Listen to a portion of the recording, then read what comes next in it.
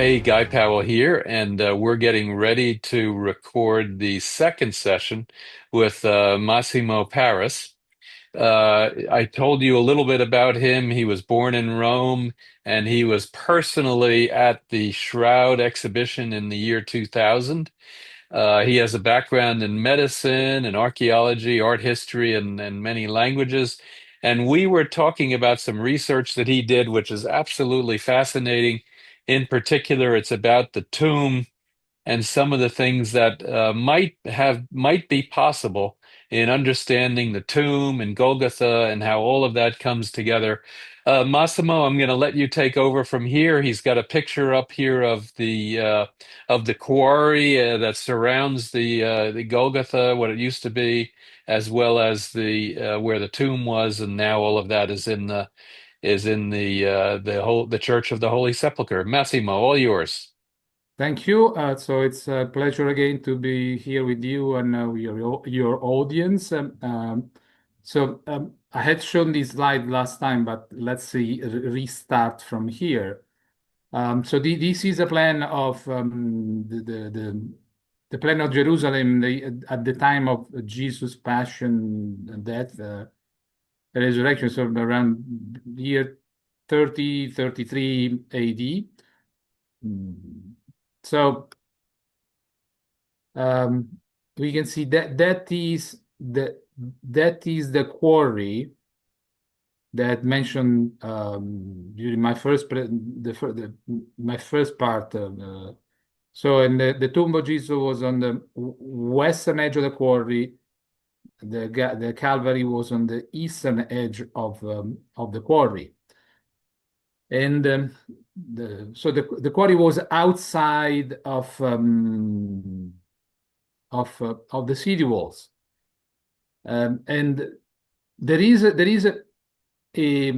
reference from the letter of St. Paul to the Hebrews, chapter 13, verses 12, where St. Paul wrote, "So Jesus also suffered outside of the gate in order to sanctify the people through his own blood." So St. Paul talks about outside of the gate. Here in this map, you can see here, you see here, here there was what was called the Genath gate. That means the gate of the garden. Name that probably derived to the gate because of the garden had been developed in the quarry when the activity of extractions of stones had been terminated, had been ended at the end of the first century BC. Then there is also a reference of Josephus, the Jewish historian, who wrote that the second wall took its beginning from that gate which they called Genath, which belonged to the first wall. The first wall was this one, that went from here to the temple mount. So the Genath was part of the first wall. And still, Josephus also wrote that it only encompassed the northern quarter city and reached as far as the Tower Antonia. So again, this was the first wall. This was the second wall that went, starting from practically the Genath Gate, went straight north, and then had a bend and turned east, and ended at in correspondence with the Antonia fortress. And then there is also a reference from the Gospel of John, chapter 19, verses 20, where it is written that many of the Jews read this title. The title that was on top of the cross, Jesus Nazarenus Rex Judeorum, INRI, but also there was also written in Hebrew and Greek. Many of the Jews read this title, for the place where Jesus was crucified was near the city. So people, if they were on top of the city walls, probably could see the Calvary and the people who were crucified. So this is the Jewish archaeologist Naaman Avigad, he excavated in the old city of Jerusalem in the year 70s, but in the area which were a little bit, if I go back a moment, you see here the Gannat Gate was a little bit south, maybe between 400 and 500 feet south, a little bit southeast of the quarry. And so he excavated in an area that corresponded to that, to what would be that area at the time of Christ. And he found, there you see there is a railing here at the bottom of the picture, of course, is modern. There is what looks like a concrete wall that is also was modern. But then both here, this structure here on the left-hand side that is made of stones, and that structure there that also was made stones was part of the city walls in existence at the time of Christ's crucifixion. So there was an opening here between the two red arrows, and Avigad theorized that opening corresponded to the Gannat, and he was right. So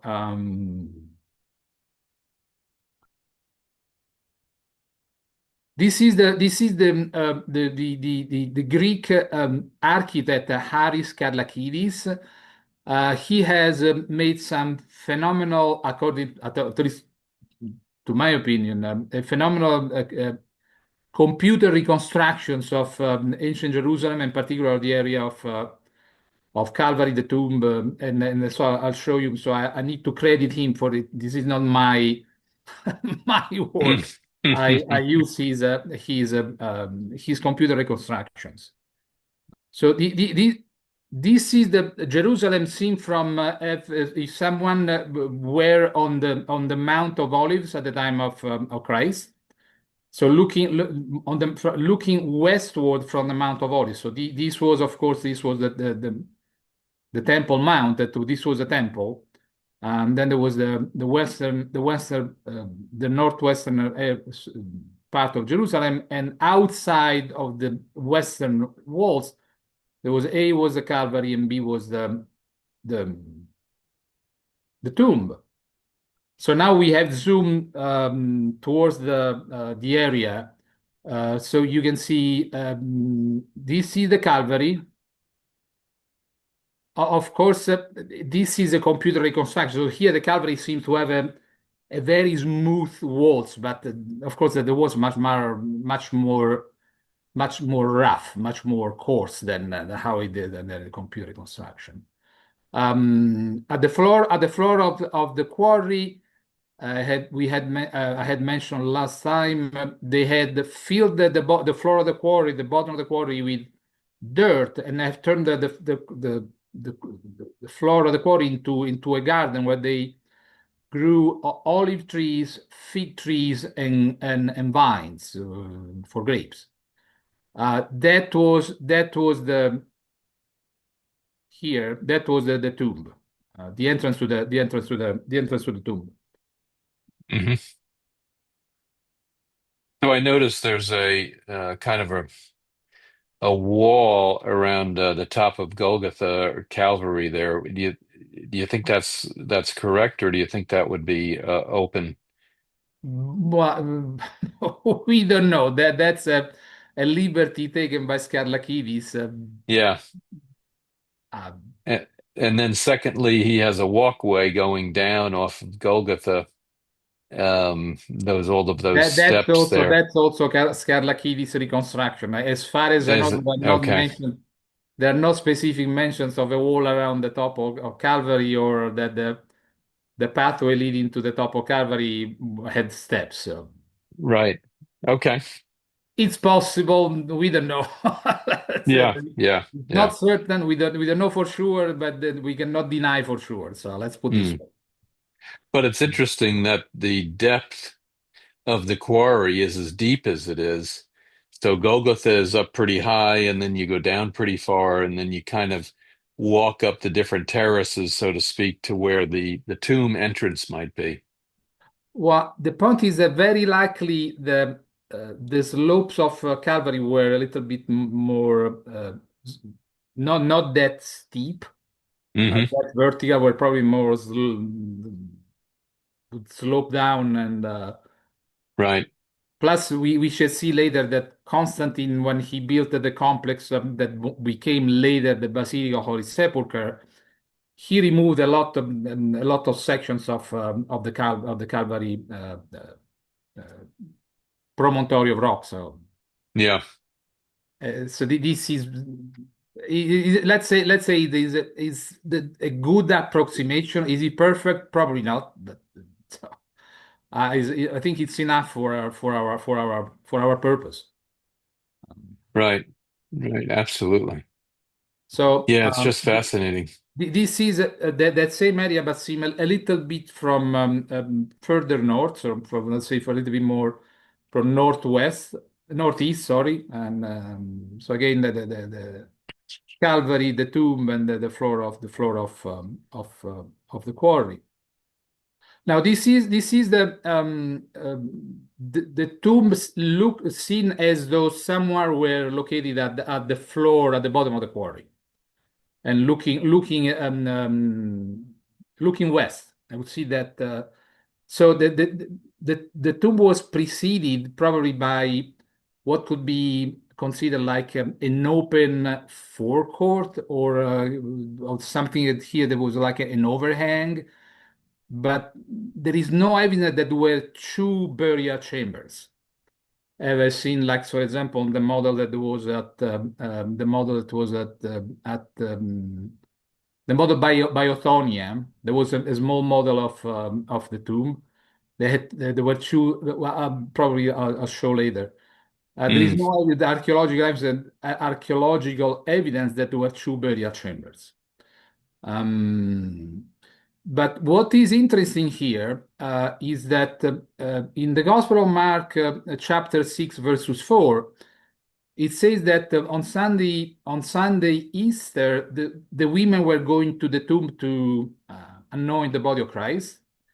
And on the way, they were discussing who would move the stone that blocked the entrance.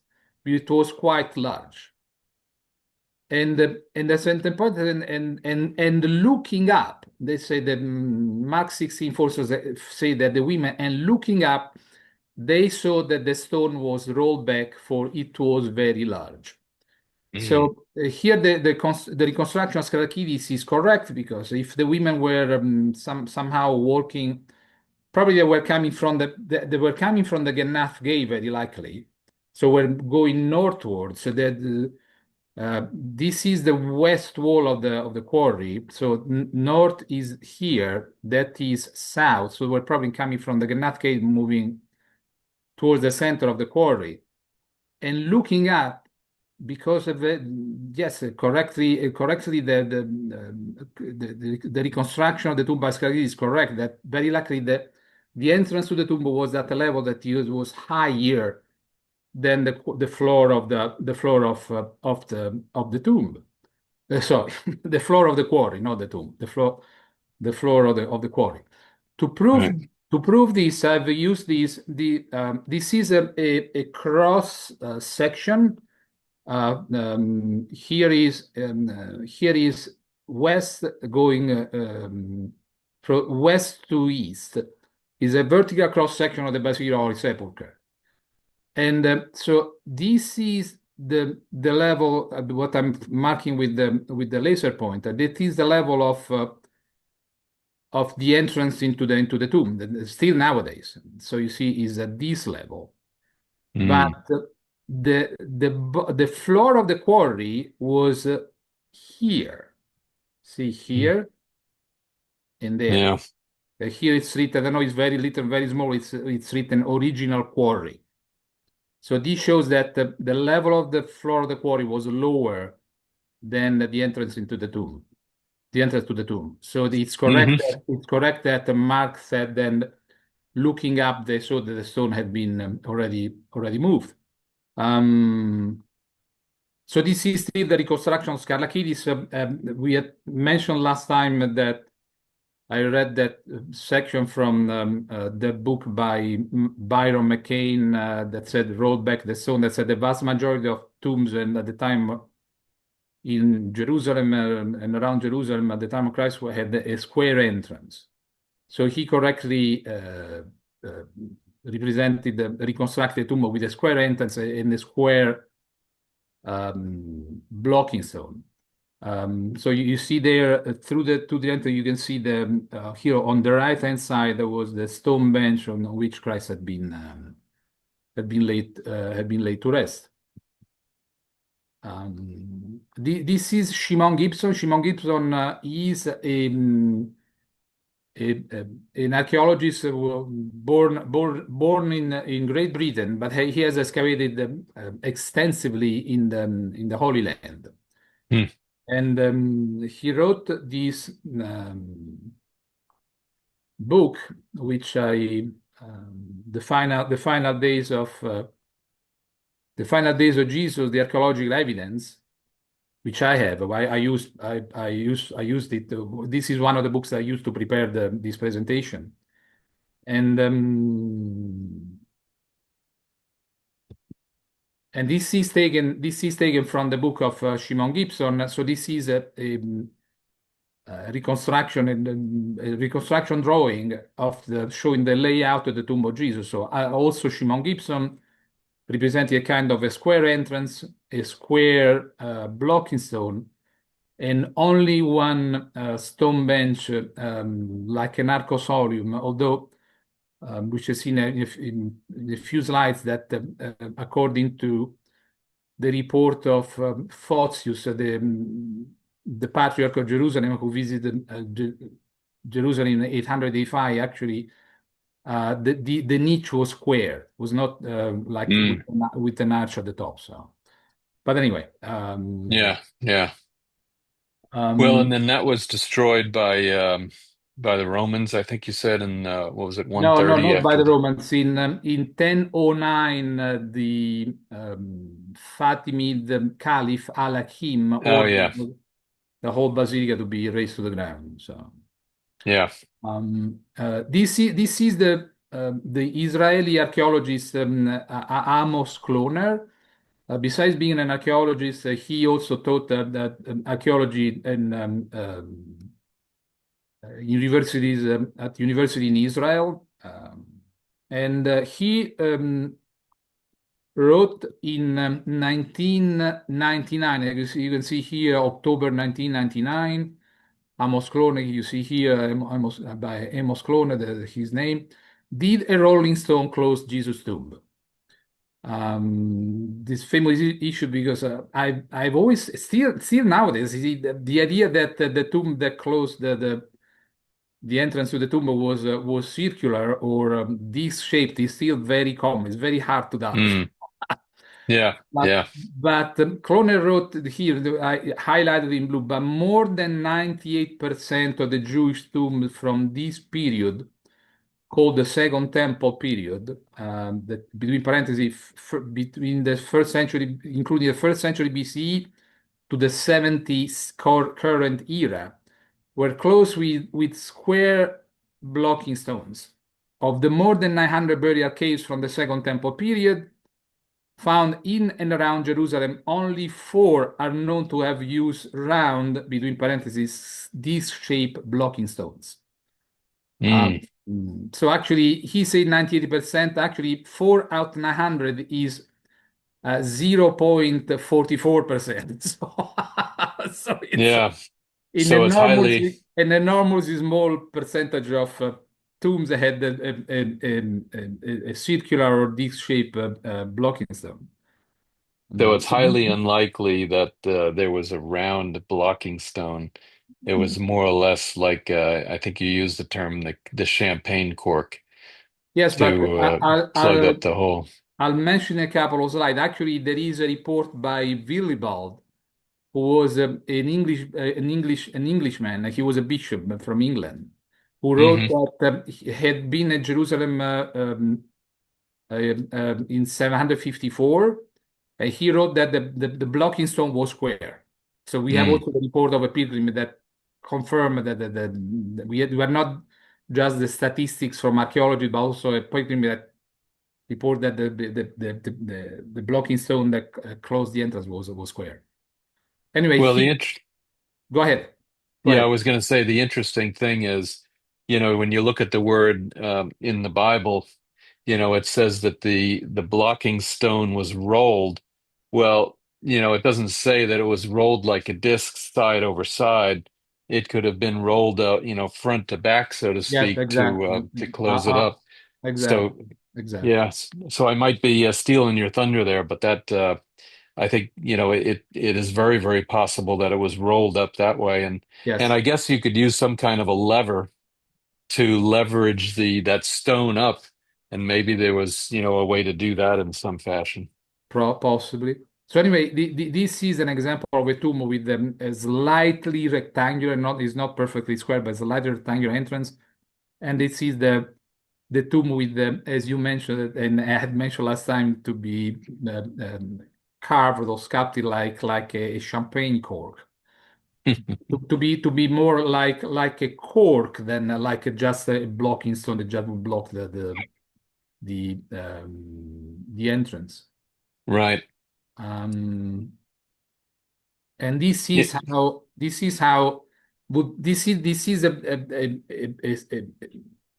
a square stone carved or hewn as a plug. Once it blocked the entrance, how it would seem from inside. This is the picture to seen from inside. Mm. What's interesting though, is the blocking stone is more to keep people from entering the tomb. And it's less so to keep people that are in the tomb from escaping. Obviously, they're supposed to be dead. So it would seem like a square blocking stone might actually be easier to push over than a circular one, which, is kind of in a ridge or whatever and might be more difficult to push over. But that would be if you had followed the theory that Jesus was alive somehow and that he was able to push it. And, obviously that was, definitely not the case. Well, let's consider one thing, that Jesus entered in the evening into the upper room where the apostles, the blasphemers, were passing through. He entered into a room where there was closed doors and closed door or closed doors and Right. closed windows. So I don't think he would have had problem going outside, even without having to. He wouldn't have had to have pushed the stone. He would have just walked right through it. Exactly. So anyway, this is what you mentioned, that this is again another entrance with a square stone hewn or carved as a champagne cork. But this corner often was rounded Mm, so that it could be pivoted and push forward. It would make easier that process. So not all the time, but sometimes, right. sometimes it happened. Well, and I Um, would imagine after the stone had been used a couple times, that would get rounder and rounder. It what, might wear down more or something like that. what, yeah, these kind of stone, the main rock or stone, the stone that were around Jerusalem was a limestone. It was called Meleke or Malaki. That was Hmm. so. Although it is limestone, so it is definitely softer than granite. But nonetheless, you don't, you need to roll up and down a lot of times to make it to Yeah, fair enough. Fair to enough. wear it off. So Yep. Yep. Yep. this is a modern reconstruction of the tomb from I took from the website of the National Geographic. But here too, you see the idea of the circular or disc-shaped blocking stone is die too hard. So die too hard. Yep. Sorry, it's hard to die. I inverted the. It's hard. It's hard to die. Um, Yep. Well, everybody, even when you're a kid, a small kid, you're taught that that stone is round and not square like you're showing here with that champagne plug. Well, the problem is that Amos Kloner, and he was Israeli, so he was a specialist in Right. tombs of Palestine, the time of the Second Temple. So if he says it, then there are reports of pilgrims. Well, Yep. I Yep. would I would Yeah. I would have the tendency to believe that he said it, although we are accustomed to. So this is a cross section of the tomb. Again, this is a computer reconstruction by Harlis Karlakidis. We can see here again the blocking stone was square. We see a square entrance, but so there is that is the west wall of the tomb. The entrance was still nowadays faces east. So the sun was rising on that side of the morning when, for example, the women went to the tomb, or Mary Magdalene went to the tomb, and probably was not very high when they went. They were going probably very early in the morning. So considering here, for example, you see the upper edge of the entrance is higher than the stone bench on which the body of Christ had been laid to rest. So it Mm. was possible for the light that was coming. Sorry, what happened? Um, Yeah, there you the go. light, the light was coming from the east, because the sun was rising. It was morning. That the light could enter, and when St. John said that he stooped down and he saw the burial linens lying there, and the cloth had been placed around the head of Christ, that was the Sudarium of Oviedo, rolled in a corner. Right. So then there is also a report in the Gospel of John 20, chapter 20, verse 12, that Mary also stooped down and saw two angels in white sitting where the body of Jesus had lain, one at the head and one at the feet. We said last time that based on this, especially based on this description of John the Evangelist, it's not possible that tomb could be a tomb with Kohim, with loculi, because there could be an Mm. angel at the feet at the entrance into the loculus, but there could not be an angel inside the inside the loculus at the head of Christ. Right. Well, And and you wouldn't also, have been able to see them either. no, and could not be a shaft, because the shaft would be filled Yep. with dirt. So that Yep. is of the three types of shaft tomb, loculi or Kohim tomb, and the narcosorium. Um, this is the only keeps Yeah. keeps shifting on me. But as I said, there's a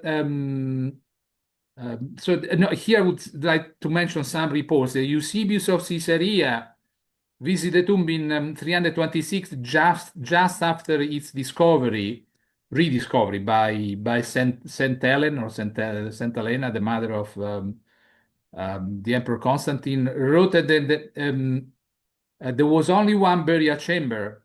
You can see here only one burial chamber, not two, and there was room for only one body. So there was only one niche. There was only one stone bench. There was no room Mm. for other bodies. So the tomb had not been completed. It was still under excavation. That is very Mm. clear. And then there is Arculf, who was a French bishop who visited the tomb in 670. He wrote that in the tomb it was still possible to see the marks of the iron carving tools. So you can see that the marks of the tools had been used to excavate it, Mm. the room. And then there was Willibald, or Willibald, He was an Englishman. He visited Jerusalem in 754. Wrote the stone block in the entrance was square. So this is the report that specifies that the blocking stone to the entrance of the tomb was square. And finally, there is Photius, that was the patriarch of Constantinople, uh, Mm. who visited Jerusalem in 885 and wrote that the niche in which the body of Christ being placed was rectangular. This is why Scalagiris made the reconstruction with a rectangular and not an arched ceiling that was arched, that would have made that niche an arcosorium, not just a rectangular niche. Yeah.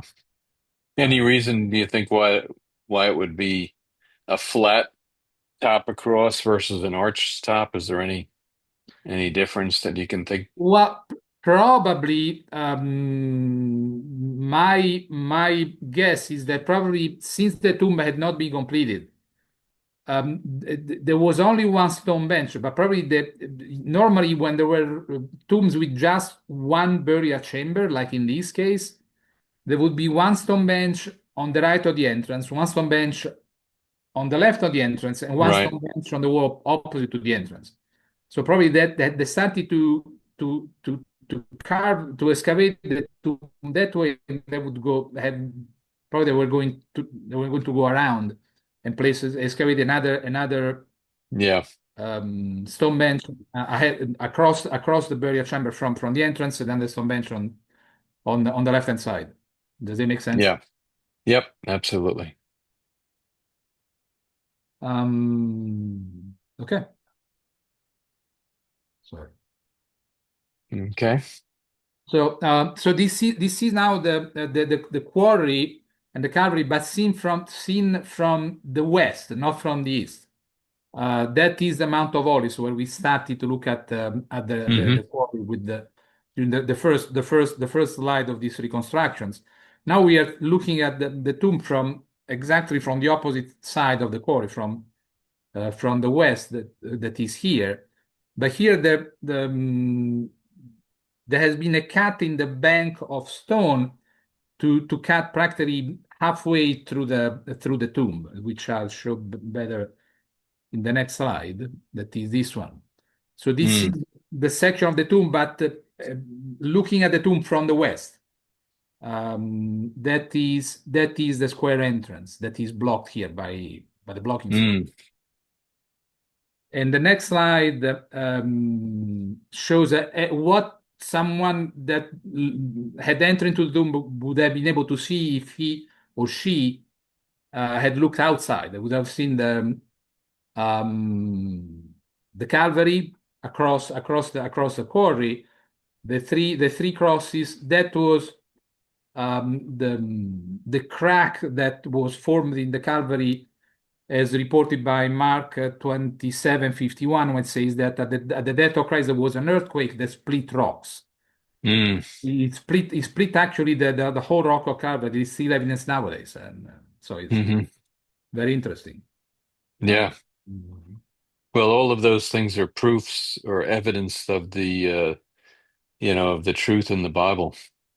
Oh yeah, this was my approach. I decided, let me start believing what the gospel said, and then if the archaeology proves that the gospel is correct, fantastic.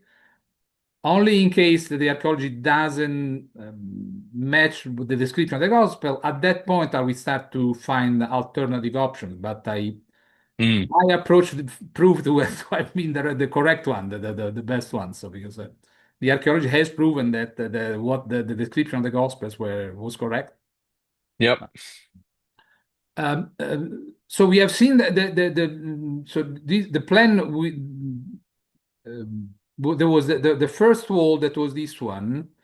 The second wall was this other one that was from the Gannat Gate to Antonia Fortress. Then in 44 AD, so about 11, 12, 13 years after the death of Christ, Herod Agrippa built the third wall. That was this one in blue. So that practically at that point, the third wall included practically brought the quarry with the Calvary and the tomb inside the city walls. That's when the quarry and the tomb became part of part of the city, of the ancient city. But this Right. was only as I said, 11, 12, 13 years after the death of Christ. Right. Um, this is a statue of Titus. Titus was the in 70 AD was the son of the Emperor Vespasian. And Titus is the general who led the Roman legions to besiege and conquer Jerusalem in 70 AD and destroy the temple, raise the temple to the ground, and almost destroy the whole town of Jerusalem. Mm. This is the honorary arch of Titus that was built by the Roman Senate to celebrate in honor of Titus. Um, uh, and so, if you had to pass through the arch and go forward, you get into the Roman Forum. But if you pass through the under the arch and you look to the left, you would see this. This is a bas relief which shows the triumphal processions of the Roman legion that came back to Rome after having conquered Jerusalem. You see there is the menorah. I'll show there is a larger, more. This is more magnified. The menorah that was the candelabra with 7 arms. That was probably Hmm. part of the booty that was taken to Jerusalem.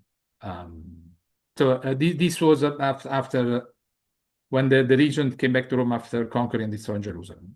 Now let's move forward. That was 70 AD. Let's move forward about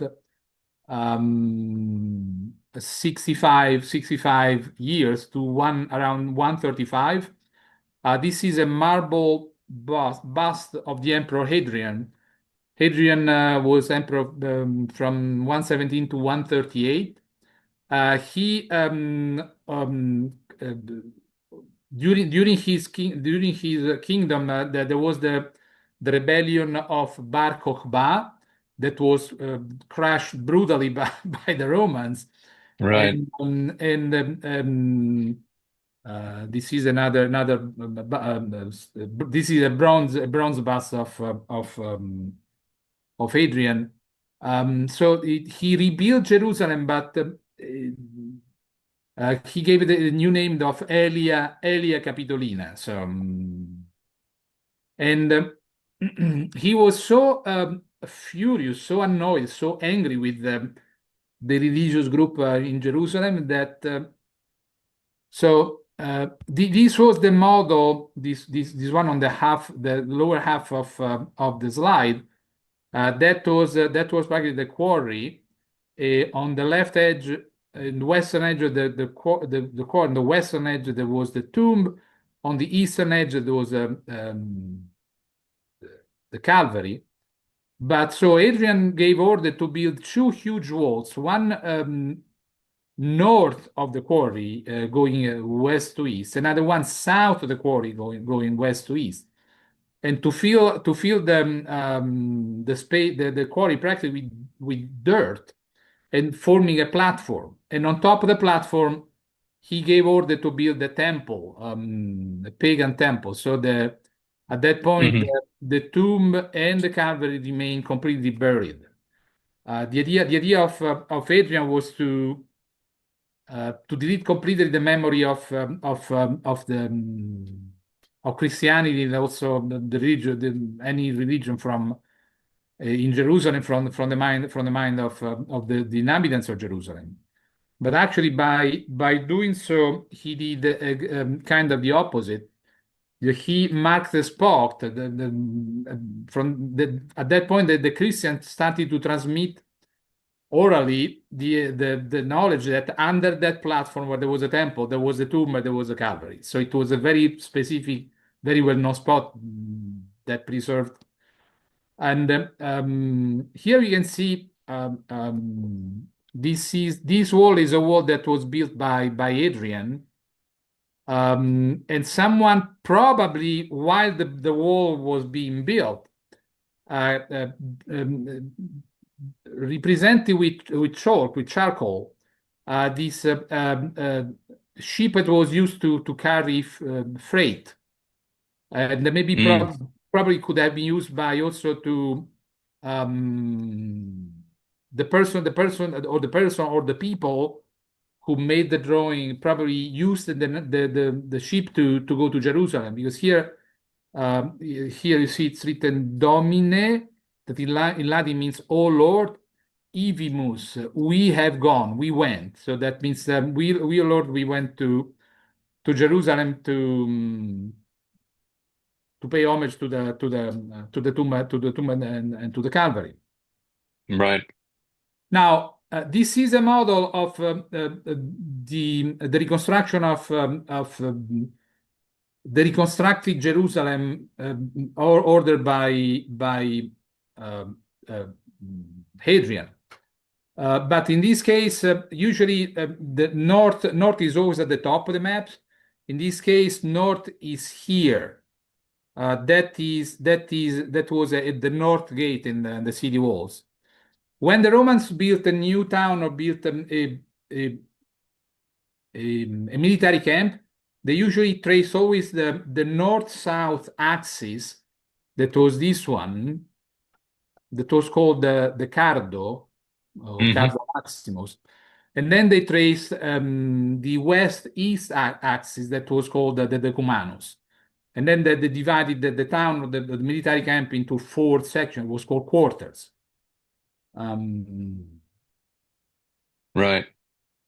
By the way, that is a reconstruction of the temple that Adrian had ordered. We don't know if it was this is a temple with two-story temple. We don't know if it was one story or two story. There are not exact reports, but anyway, that was where it was built. That Um, is the temple, the Jewish temple. no, no, no, no, no, no. It was a Roman temple. It was a A pagan Roman temple. temple. It was a Okay. pagan temple. Yeah. Oh, okay. Yeah. Hadrian. Okay. So now this is a plan of Jerusalem. Now we have inverted. So now correctly, the north is here at the top. That is the Cardo Maximus, that, as I said, was the main axis, as the main street north-south. That was where there was the platform with the temple. And this is the area where I showed that archaeologist Naman Navigad excavated in the 1970s. And so that was where there was a temple, and that is Hmm. the area that he excavated. The areas representing red, that is the area where he found that opening the city walls that he interpreted to have been the Gannat gate, and that he was correct. Um, Mm.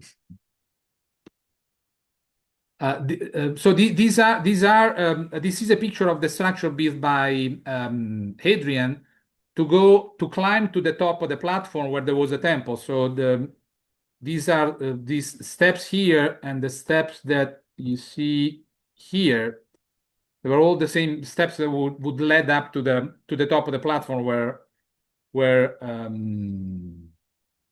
there was a temple. Yeah. Um, mm, Okay. so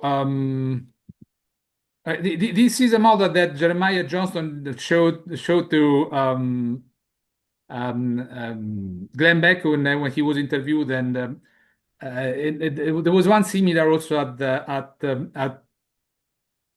um, in St. Louis, but Hmm. here there are at least four inaccuracies. The first one is that, as you can see here, the steps go down to the entrance. Whereas I showed that actually the tomb was probably higher than the floor of the quarry. So there should be steps that would go up to the entrance. So that is the first inaccuracy. The Right. second inaccuracy, there is a circular or disc-shaped blocking stone as another example of an idea that it is hard to die. Then in this case, this model has two burial chambers where there is no archaeological evidence that the tomb of Christ had two burial chambers. And also, there is no evidence that the ceilings were carved with such high vaulted ceilings. So it probably was much lower. Yeah. Okay. Now we move.